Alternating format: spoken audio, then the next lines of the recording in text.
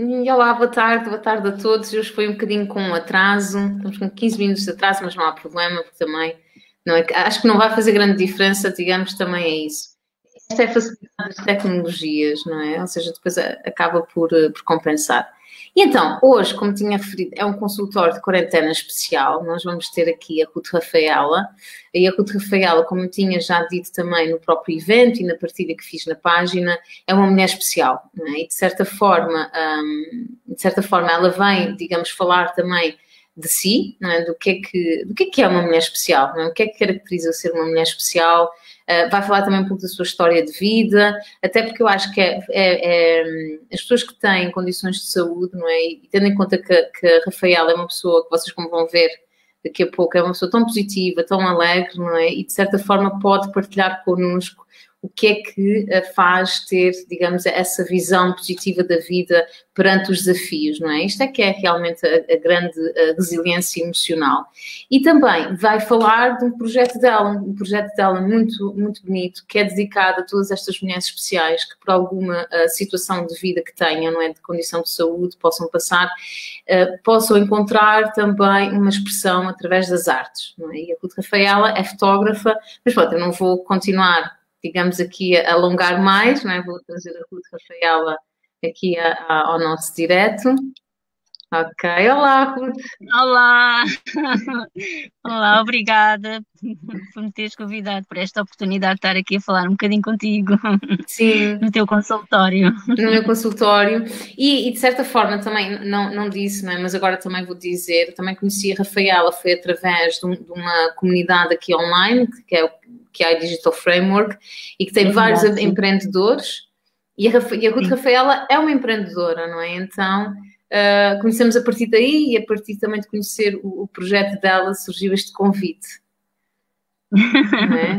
E Tá Ruth, bom, não é. sei se queres falar um bocadinho também, digamos, porque eu disse aqui das várias formas, não é? Digamos, de ser uma mulher especial. Queres-me falar um Sim, bocadinho do teu projeto ou de sim. ti? Aquilo que gostares Neste também. caso, sim, neste caso, mulheres especiais são mulheres que, quando se confrontam com uma adversidade grave na vida, se conseguem ultrapassar e dar a volta de alguma forma, não é? Neste caso do meu projeto, são doenças graves, doenças crónicas graves. Eu Sim. sou insuficiente renal crónica, faço hemodiálise há muitos anos e estou colostomizada também há 2 anos Uhum. e, e sou doente oncológica desde outubro do passado. E pronto, eu tenho um historial já muito longo de doença crónica Sim. e Eu acho que desde os 15 anos, não é? Também tinhas-me referido isso. sim, sim, foi aos 15 anos que comecei a fazer hemodiálise, mas aos 9 eu já comecei a ter problemas de saúde e a frequentar hospitais e a ir a médicos e entrar nesse ritmo dos hospitais, não é? Sim. E aos 15 comecei efetivamente a fazer o tratamento de hemodiálise. Ahm, Depois fui transplantada aos 19, mas sempre quis estar a fazer a escola, continuar a estudar, a ter os meus amigos e a Uhum. fazer as minhas atividades, que eu gostava muito de dança, pronto. Depois chegou uma altura que a professora já disse que eu não podia estar mais na turma, porque às vezes desmaiava e coisas Ah, assim. ok. Sim, Porque realmente, também em comparação, porque pronto, já tinha-te dito que também eu tive a oportunidade de fazer a minha tese, a minha tese de mestrado foi, né, sobre a insuficiência renal crónica, depois estive a estagiar também no serviço também, aqui em Ponta Delgada, aqui no hospital, estive a estagiar também lá. Como é que era na altura, não é? Porque há muito, digamos, quando tinhas 15 anos, não sei, não foi aos 15 anos, mas as máquinas eram diferentes, ou seja, era diferente, não é? Por exemplo, muito diferentes, eram muito diferentes, muito, muito. Eu acho que a hemodiálise, eu creio que só veio para Portugal em 76, por aí. Eu creio que no 25 de Abril ainda não havia hemodiálise cá em Portugal. Eu conheci sim, pessoas que ainda tiveram que ir fazer hemodiálise à Espanha porque não havia cá máquinas de hemodiálise. E as máquinas que haviam na altura eram muito diferentes, eram máquinas mais mecanizadas e os filtros eram assim umas placas feitos com os materiais com uma certa toxicidade e os líquidos também eram assim, faziam assim umas lavagens, usava-se soro no início, mas depois tinha que se fazer as lavagens, as desinfecções das máquinas, fazia-se com produtos químicos muito agressivos e também às vezes ficavam resíduos desses produtos e acabavam sempre por misturar no Sim. circuito. Sim, e era muito complicado, havia muitos efeitos secundários, as pessoas passavam muito mal, logo quase desde o início, era frequente vomitarem, desmaiarem, terem muitas dores, era esse o panorama, pronto. Sim, E tudo sim. assim em conjunto. Então, a partir da terceira hora, eu chamava-lhe a última hora, e quando começava a quarta hora, porque o tratamento são 4 horas, 4, 5 horas. Uhum, uhum. Vamos esperar aqui um bocadinho que volte aqui a ligação com a Ruth. Porque a Ruth está com dados móveis, ela na casa dela tem pouca ligação, e então arranjou-se esta alternativa.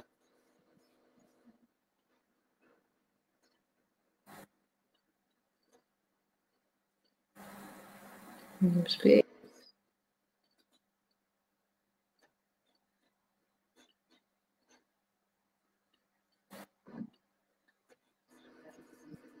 Estava a dizer aqui a Ruth, não é? Porque, de certa forma, a gente vai aguardar aqui mais um bocadinho que ela apareça. Só aqui. Ver se ela, ok, ela vai entrar daqui a pouco. Mas é bastante, esta parte da psicologia, não é? Que tem a ver com os cuidados de saúde, é bastante importante. Aquilo que a Ruth Rafael estava a falar, não é? Porque, de certa forma, as coisas evoluíram, não é? Evoluíram mesmo os tratamentos, digamos, de hemodiálise. E eu, como tive a oportunidade de fazer um estágio, a tese de mestrado que eu tive foi sobre insuficientes renais crónicos, havia aqui uma série de situações que tinham a ver com a adaptação, digamos, à condição da doença crónica, né, que muitas vezes pode ser difícil, principalmente a hemodiálise, que é um tratamento bastante que retira muito a autonomia da pessoa, não é? Ou seja, a pessoa tem que ir fazer diálise 3 vezes por semana, de 4 horas, 3 a 4 horas, vai depender também do caso a caso, mas realmente aqui o exemplo da Ruth, não é, neste aspecto de, ok, ela já cá está. Meu Deus. Peço desculpa, tive que mudar de lugar. Não faz mal, não faz mal. Não, mas também estava aqui a falar também um bocadinho sobre isso, não é? Digamos, como estávamos a dizer, da própria evolução das coisas, não é? E tu já vens acompanhando isto, não é? E depois estavas a falar há pouco também que tiveste que fazer uma colostomia, não é? Sim, isso, pronto, eu estou colostomizada, também tive um problema da tiroide, tive que retirar a tiroide, porque tive um carcinoma papilar da tiroide, aqui há uns 10 anos, 10, 12 anos atrás, e agora também sou doente. Tudo isto são consequências da insuficiência renal e de longa data de tratamento de hemodiálise, não é? Pronto.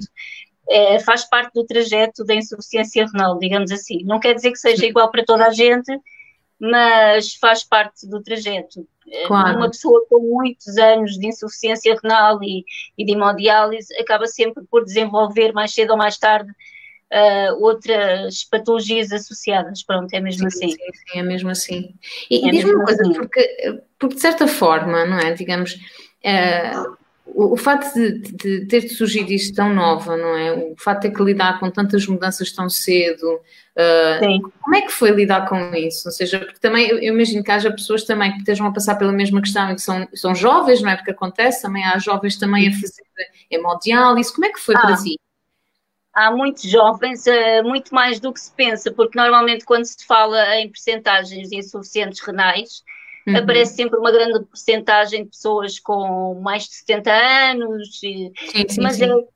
Mas não é, sim, é a maioria, mas não é uma grande diferença, à volta de 50 e tal por cento têm mais de 70 anos, à volta de 40 e tal por cento têm menos de 70 anos e à volta de 20 e tal por cento são muito jovens e inclusive crianças e até bebés que nascem já com insuficiência renal e sim, para eles é muito complicado fazer hemodiálise, é muito complicado, com um bebezinho Sim, sim, é Sim, quase inimaginável. Nós não fazemos muito estas imagens, não é? De imaginar sim, um bebé ou existe mesmo uma muita. criança, não é?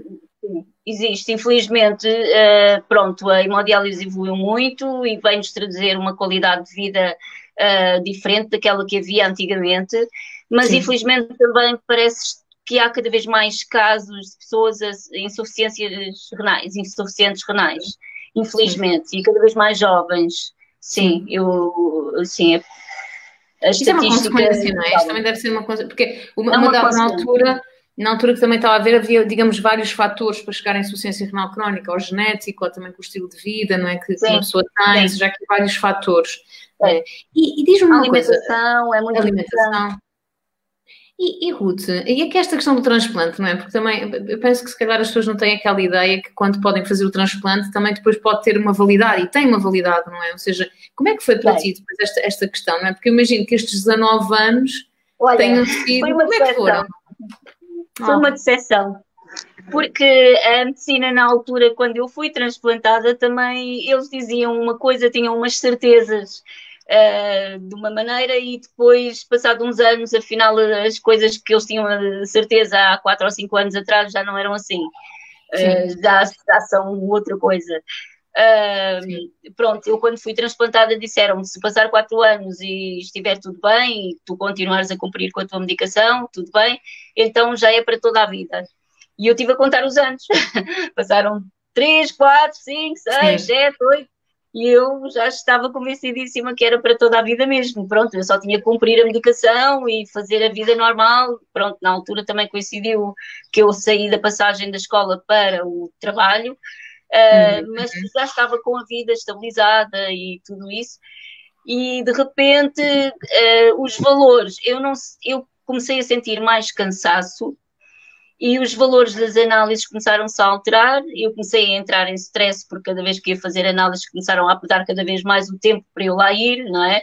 Claro. Primeiro daqui a 2 meses, depois afinal daqui a um mês, depois daqui a 15 dias, afinal tens de ficar abaixo de semana. Pronto, foi assim progressivo ao longo de um ano, progressivamente eu fui vendo a falência do rim. Ele não rejeitou, o meu organismo só o rejeitou depois, muito mais tarde, quando deixei a medicação, porque depois Uhum. deixa-se tomar a medicação do transplante, e aí sim o organismo depois rejeitou, mas na altura em que rejeitou ele já tinha falido. Ok. Portanto, falecido, ou falecido, pronto, como Sim, se quiser sim, dizer. sim. Pronto, e depois tiveram que me retirar. Pronto, e chega, atualmente, de facto, eles dizem que um rim. Eu conheço pessoas que têm rins transplantados há 20 e 25 anos, mas Uhum. é uma percentagem muito pequenina. E é É uma baixa. vitória, é uma grande vitória, mas Sim, é é uma uma grande percentagem muito vitória, baixa. claro. A média, aquilo que a medicina diz atualmente e que dizia na minha altura também, é que a média é 10, 15 anos, 8 Uhum. anos já é bom, é por aí, é por aí. Ainda não há, o transplante não é aquela solução definitiva. Daniela, sim. Eu que. É, isto a internet está assim. Mas eu Tu estou vês. um bocadinho parado. Mas pronto, estou aqui, não deixei de ouvir. Não deixei de Está ouvir. mal. Olha, mas, oh, Ruth, a parte aqui incrível é depois como tu passaste por estas situações todas, não é? E de certa forma, eu imagino que deve ter havido alturas bastante difíceis, não é? Porque penso eu, não é? Não sei, Eu cada acho um depois tem o seu processo, alturas difíceis, mas sim, como é que foi para ti, não é?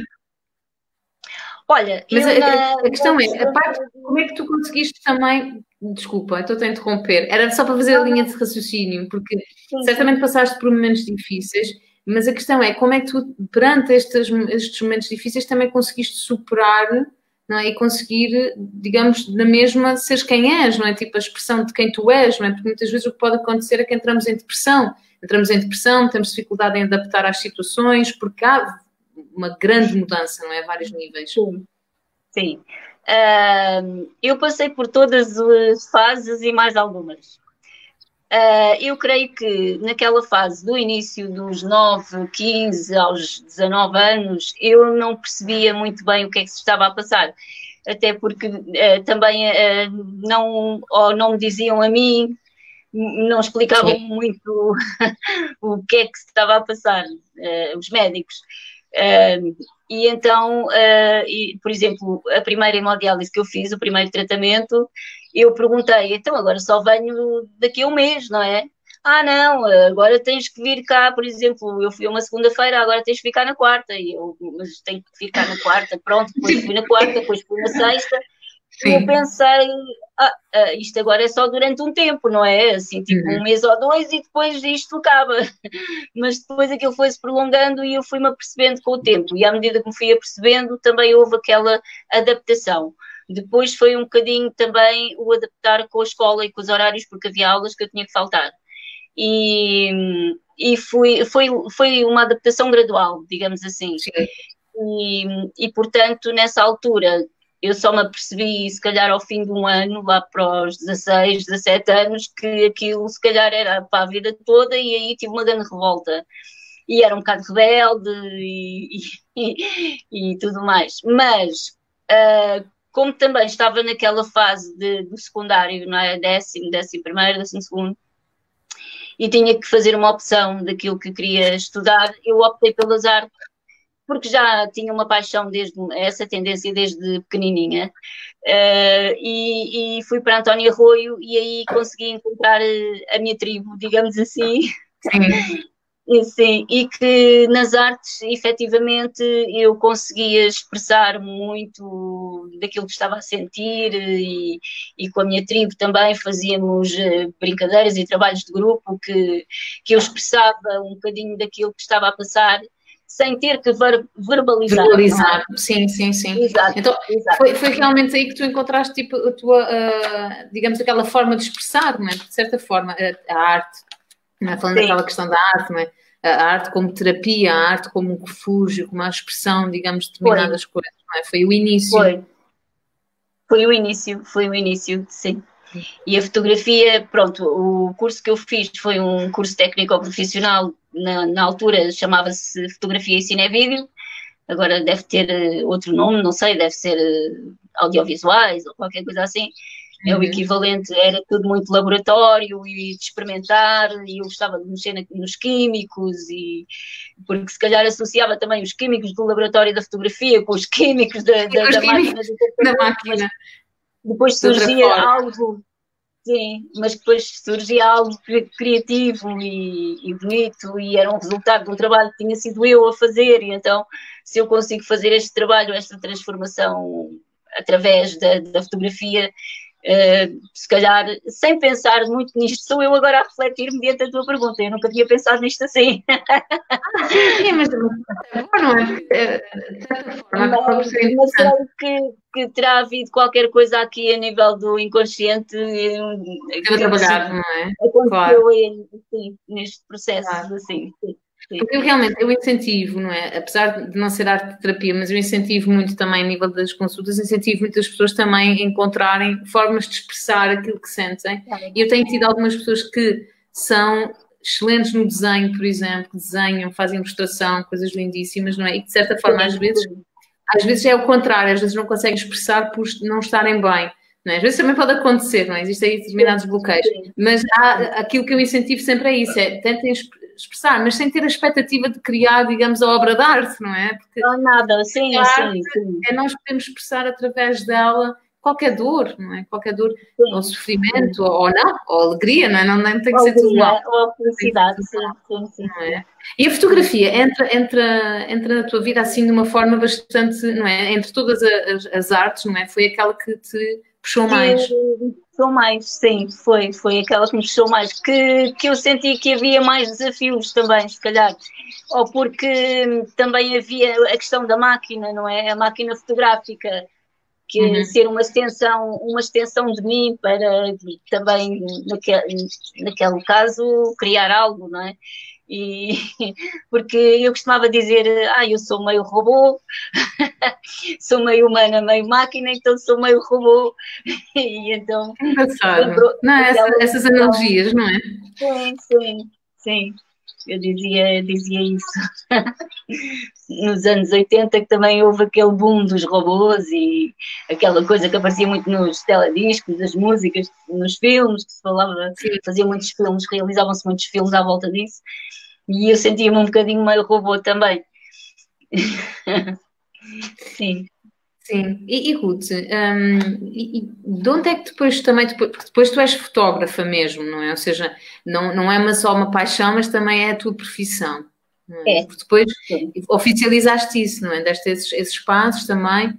Sim, eu só oficializei isso há uns 17 anos atrás, quando me juntei com um companheiro meu também, que também era fotógrafo e que ele também estava, na altura, estava numa mudança de vida e eu também estava, queria sair de onde estava, que eu estava a trabalhar numa empresa no Norte, e queria sair no departamento de contabilidade, que não tinha muito a ver comigo e também queria sair, e então juntámos-nos e eu disse, olha, vamos fazer uma empresa, e criámos esta empresa. Mas eu, no início, quando eu saí da escola, eu tentei, mandei currículos, mas era muito um mundo fechado, era muito um mundo masculino. Então, em Portugal, era mesmo um mundo muito masculino. E os sítios em que me chamavam era para eu estar a atender ao balcão as pessoas ou para estar a fazer as anotações. E eu dizia, bem, mas não é isto, eu queria mesmo então, estar ao balcão, vou para um café ou vou para sei lá, uma loja de roupa, uma coisa qualquer. Eu Claro. queria era mesmo exercer a parte da fotografia. Pronto, nunca consegui ultrapassar isso, porque entretanto, a nível familiar, com a minha mãe e com a minha avó também, eu precisava começar a ajudar em casa e então trabalhar. Então comecei a trabalhar mesmo em empresas. Pronto, em empresa. Comecei no 118, no Unicre, trabalhei em várias, nos TLPs, na altura ainda era TLPs, depois apanhou aquela mudança de TLPs para a Telecom, Portugal Telecom, e depois tive uns anos na Portugal Telecom, onde trabalhei em vários departamentos, pronto. E foi muito bom ter trabalhado na Portugal Telecom e nessas empresas, na Unicre e na Procter Gamble, porque ganhei um background, ganhei os conhecimentos e experiência a nível também administrativo e de gestão e de atendimento e de gestão de clientes e tudo, para agora mais tarde, depois vir a fundar a minha empresa. Acho que foi importante. Se eu não tivesse tido essa experiência, se calhar não tinha sido capaz também. Sim. Mas é engraçado, não é? Às vezes as coisas são assim, às vezes têm um sonho, não é? Mas depois aparecem outros degraus, não é? Para a gente chegar lá, não é? Muito sim, ver é isso. verdade. É mesmo. É verdade, Bom, sim. e estava só aqui a dizer que se houver algum comentário, alguma pergunta, estejam à vontade, está bem? Ou seja, quem nos está a ver, estejam à vontade também para dizer qualquer coisa, porque a gente está aqui a falar, não é, dos temas, porque é super interessante, mas estejam à vontade se querem perguntar alguma coisa à Ruth Rafaela, alguma questão, ou simplesmente dizer um olá, nós também gostamos também de saber que vocês estão aí. E Ruth, e relativamente, por exemplo, ao teu projeto atual, não é? Porque tem a ver com as mulheres especiais, não é? Que, de certa forma, também há esta necessidade de partilhar, não é? De partilhar, porque, não sei, digo eu também da minha percepção. Este projeto surgiu porque ao longo da minha vida eu sempre senti que não há uma estrutura social, digamos assim, não há nada organizado para acompanhar a pessoa nas várias fases que a pessoa passa quando está em transição, não é?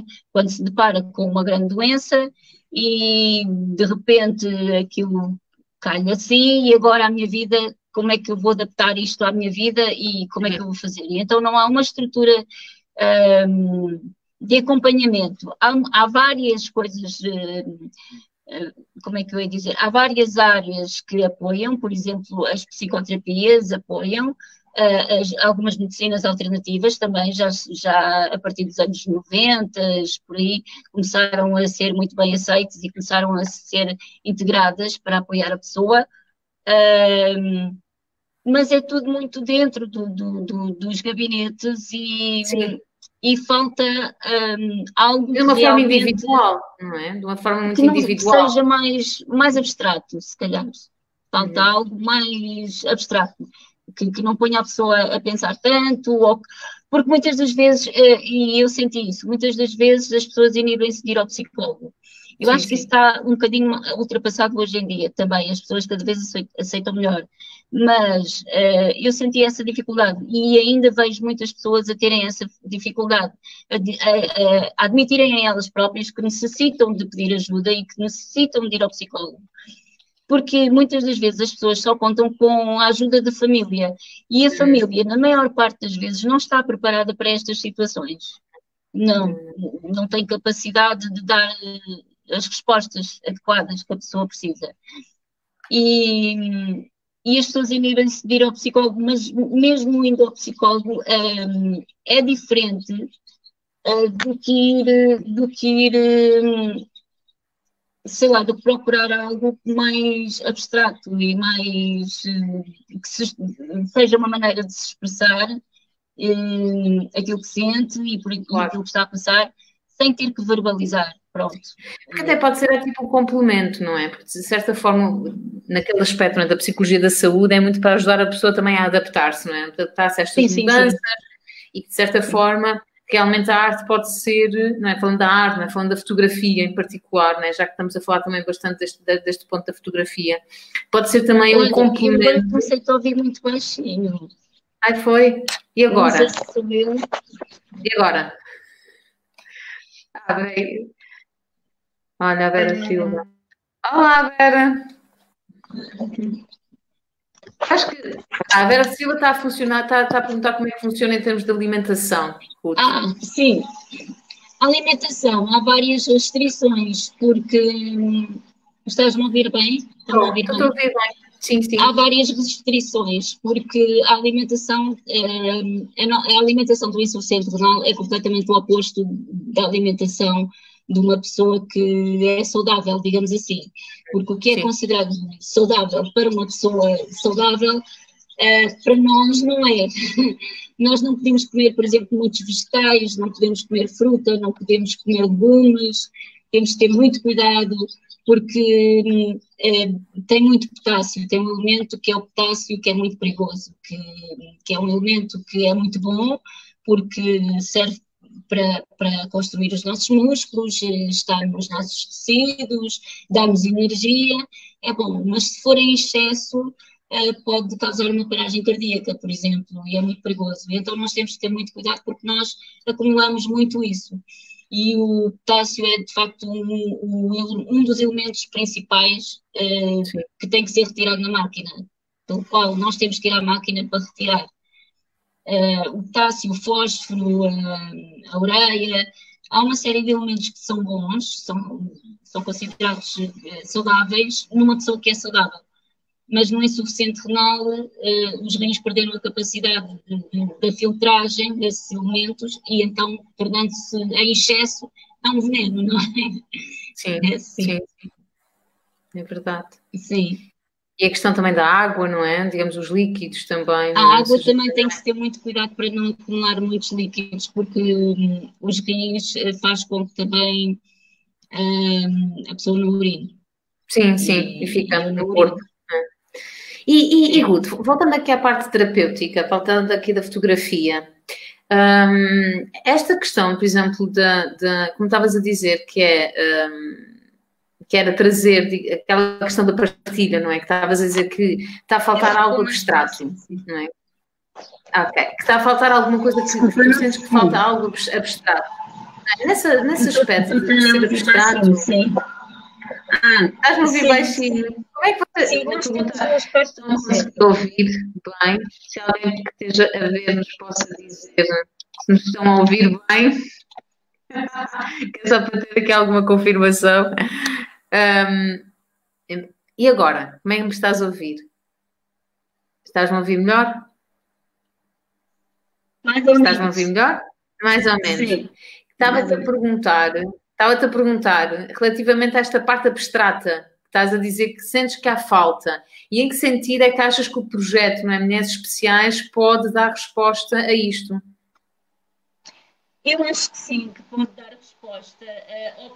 Pronto, não dá as respostas todas, porque cada área tem a sua função, mas há falta, eu acho que eu senti essa falta de ter uma estrutura de acompanhamento onde eu não tenha que dizer, olha, vou ao psicólogo ou ao psiquiatra. Eu posso dizer que só tive consulta de psiquiatra uma vez na minha vida e foi num internamento prolongado que eu tive, foi na rejeição, quando eu fiz a rejeição do rim.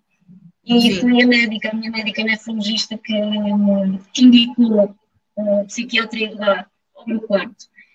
Mas,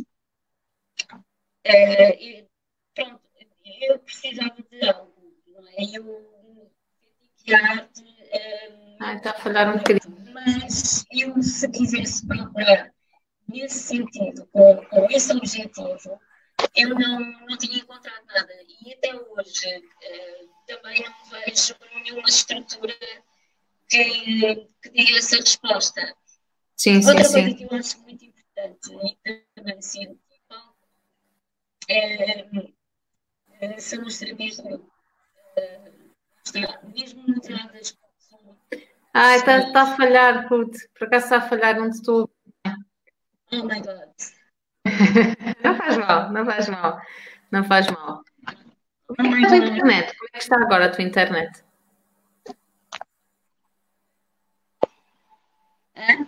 Como é que está a tua internet? Como é que está agora o teu sinal? O projeto. Não, não, a internet, como é que está o teu sinal de internet? A Está internet. bom? Sim. O que é que diz aí? Tá? Ok. Aqui está. Não, porque eu estou a ouvir muito baixinho. Agora sou eu que te ouço baixinho também. Eu estou a ouvir muito baixinho também. Pronto. Mas Aqui qualquer coisa. aquilo que estava-te a perguntar era, por exemplo, o que é que tu tens em mente relativamente a dar resposta a isso, não é? Porque também estavas a falar aqui da Ok, terapia de grupo. é assim, Eu eu acho, eu tenho em acho que mente duas propostas. Uma é trabalhar com a pessoa de fora para dentro, ou seja, é um bocadinho o que eu costumo fazer no meu estúdio, não é? Porque quando alguém marca uma sessão fotográfica comigo, seja mamã, jovenzinha, quer seja uma pessoa já com uma certa idade, dos 50, 60, essas senhoras procuram muito também. Eu gosto de levar a pessoa para o estúdio e gosto de dar mimos, eu gosto de animar e gosto de fazer uma transformaçãozinha. sim, Como eu tenho uma equipa que trabalha comigo, não é? No estúdio, através da maquiagem, de roupas, de sugestões que eu lhe dou e de conselhos que eu lhe dou, de dicas que eu lhe dou antes dela vir para a sessão. Eu faço sempre uma reunião com as pessoas, dou-lhes sugestões, vejo também sim, dentro do estilo delas e daquilo que elas, do feedback que me dão, como é que posso fazer o melhor possível e dou-lhes sugestões e faço-lhes assim uma preparação, dicas para elas se prepararem.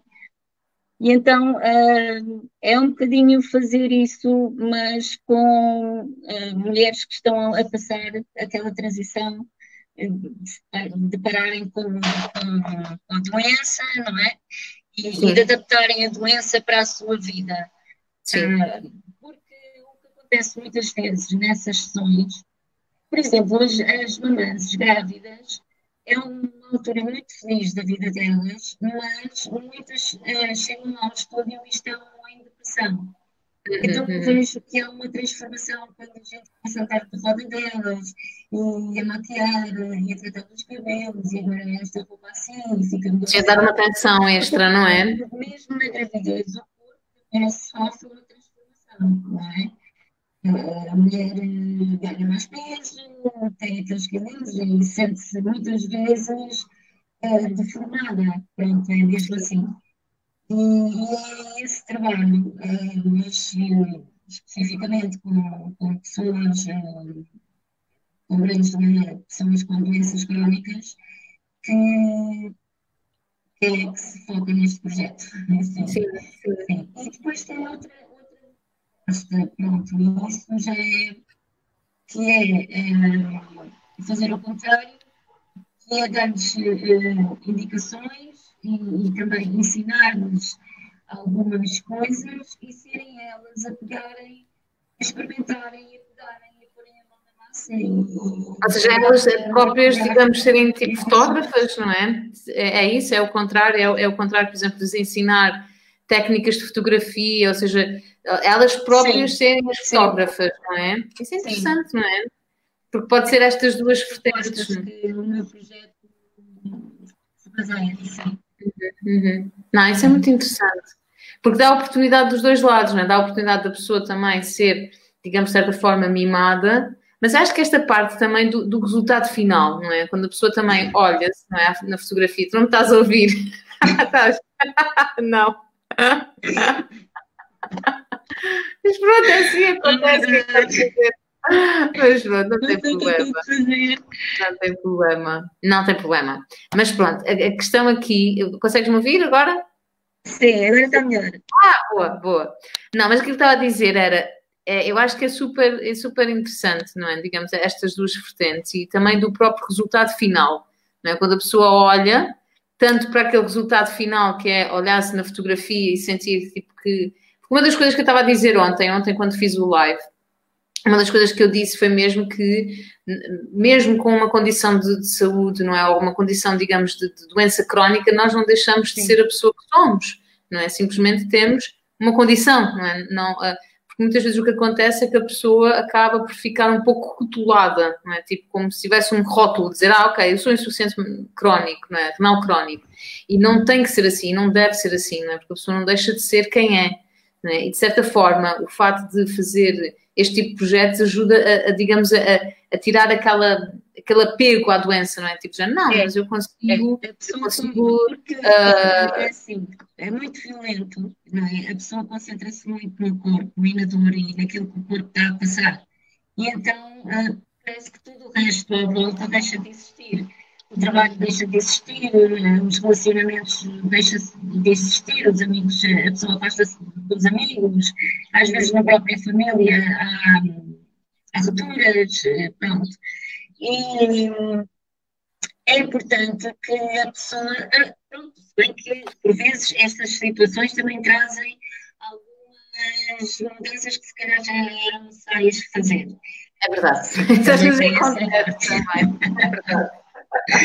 Sim, mas é importante a pessoa perceber, mesmo que seja isso, é importante a pessoa perceber que tem valores que não pode deixar de parte, tem que continuar a alimentar os seus valores e tem que continuar a caminhar e evoluir como pessoa, porque senão, vejamos, a máquina, que eu tenho que lá ir dia sim, dia não é?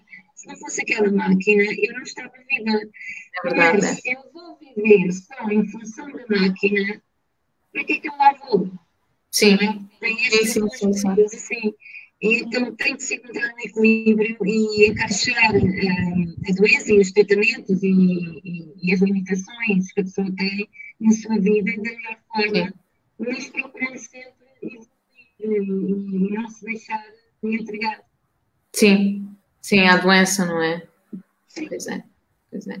Olha, Ruth, nós vamos fazer assim então. Vamos fazer o seguinte: vais vir noutra vez, está bem? Está bem. Está bem, porque de certa forma também a internet está instável, não é? Ou seja, também tenho dificuldades em ouvir também.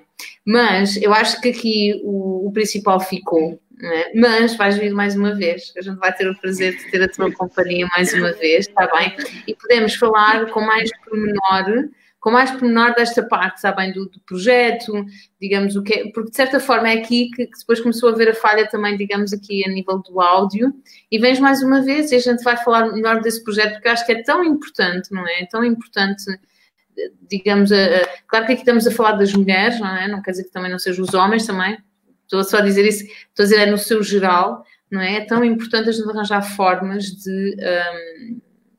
de sair daquilo que estavas a dizer, né? Do corpo, do sofrimento, da dor, desta questão toda, conseguir sair disso e fazer o seu dia-a-dia no melhor possível, não é? E tentar encontrar coisas novas e eu acho que é isso e tu és um exemplo disso, não é? Eu vejo isso, tu és um exemplo disso, és um exemplo de que tens muita resiliência, não é? Ou seja, não é fácil, não é? Eu imagino, porque eu não tenho nenhuma dessas condições, não é? Não tenho, mas eu imagino que, de certa forma, há que fazer uma adaptação toda e tu tens uma alegria muito, muito especial, não é? Com isto tudo e consegues transformar aquilo que se passou contigo em algo muito positivo e de contributo para as pessoas. Eu acho que isso é incrível. É incrível. Sim, isso também é uma forma da gente ter um propósito, não é? Cumprir o seu propósito. Acho que é importante haver um propósito para toda a gente, mas acho que é dessa maneira que eu encontro o meu propósito. Sim. E diz-me uma coisa, e como é que tem sido, agora para terminar, como é que tem sido para ti esta questão também da pandemia Covid? Porque tu tens que sair de casa, não é mesmo? E fazer os tratamentos, não é? Não estás a ouvir? Estava-te a dizer do teu dia-a-dia. A questão do teu dia-a-dia agora. Sim. Com a questão, por exemplo, teres que sair de casa, não é? Da questão de não poderes também fazer o isolamento também. Como é que tem sido para ti esta situação? Olha, tem sido muito estressante e agora, principalmente ao início, porque no início também saíam normas diferentes todos os dias. Os próprios equipas médicas eram muito stress, porque eles próprios não sabiam como é que haviam atuar, porque num dia eram as normas que saíam, mas depois no outro dia já não era nada daquilo, já tinham que readaptar tudo novamente, e com equipas grandes era muito complicado e transmitíamos isso, para além de que o próprio facto de nós termos que sair nós já nos angustiava, mas Claro. agora está mais, já nos adaptamos melhor, pronto, digamos assim, porque as normas também já estão mais estipuladas e agora são estas e têm-se cumprido, apesar de que há coisas que eu pessoalmente acho que ainda faltam e que justificam, as justificações que dão não me satisfazem. Como, por exemplo, a questão dos testes, que as respostas que dão é que os testes não faz sentido e não são necessários, porque depois só pode estar positiva e só dá daqui a 15 dias, e depois no dia anterior e no dia a seguir. E eu acho que essas são as respostas, as mesmas respostas que eles davam relativamente às máscaras. E que afinal depois chegaram à conclusão que o melhor mesmo é toda a gente usar máscara. Pronto. E agora nos locais fechados e principalmente nos hospitais e clínicas é mesmo obrigatório. Sim. Os testes é uma questão de lógica, não é? Porque sim. Seria feito um despiste muito mais gradual às pessoas, porque entretanto abriram centros específicos só para acolher pessoas positivas, que estivessem positivas, a fazerem tratamentos ali. A CUF Infante Santo é um desses sítios. E nos outros sítios, ir fazendo esse despiste, eu acho que seria importante, porque imaginemos que há uma pessoa que realmente tem sintomas e vai fazer só porque tem os sintomas. E depois toda a gente sabe que aquela pessoa está positiva e depois vai-se fazer aos outros todos. De repente está o centro inteiro positivo. Está 50% das pessoas no centro positivas. Acho que é uma situação que vai exacerbar depois o número de pessoas a mudar para outro sítio. Eu digo, é uma questão de gestão, não sei. Pois é.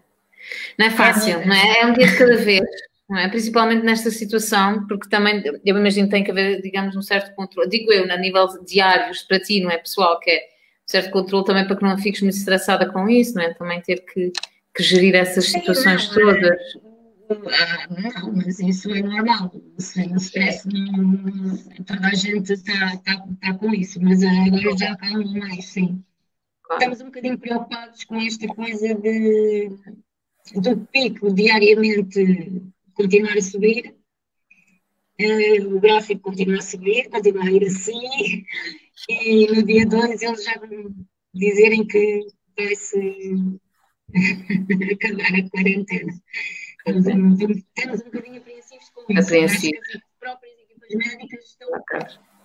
Olá, Carlos. Beijinho. Sim, nós estamos mais a conseguir gerir melhor. É isso. Estamos a gerir melhor essa situação. Todos, sim. Acho que sim. Mais E pronto, adequados. olha, então, estás convidada a voltar, está bem?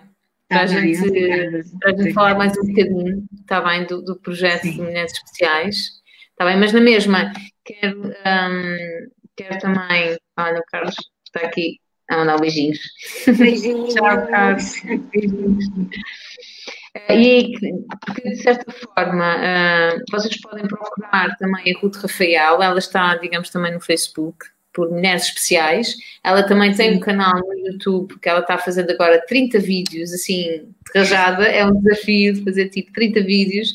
Portanto, e a Ruth Rafael não só é fotógrafa, mas também bastante criativa com os seus vídeos, são muito giros. Portanto, eu acho que está a transformar situações que nós temos são situações que temos, digamos, aquela visão mais, digamos, séria, e tu tornas as coisas mais divertidas e mais ligeiras, e que isso também ajuda bastante, não é? Ajuda-nos também a olhar para as coisas de uma forma mais leve. Portanto, isso também é muito bom. Tem que se brincar e fazer humor com as coisas menos boas também. Sim, sim, tem que ser. Portanto, ficam convidados também. Sim. Ficam convidados também a ver também a página de Facebook da Ruth também, a partilharem, a gostarem, não é? Porque estes projetos também vivem da comunidade, vivem das pessoas que também gostam destes tipos de projetos, e o canal de YouTube dela que é Ruth Rafaela. E portanto, voltamos. Não, está como Ruth Rafaela, não está? É Ruth Rafaela. Sim, mas tem lá Mulheres Especiais, acho eu, sim. Tem?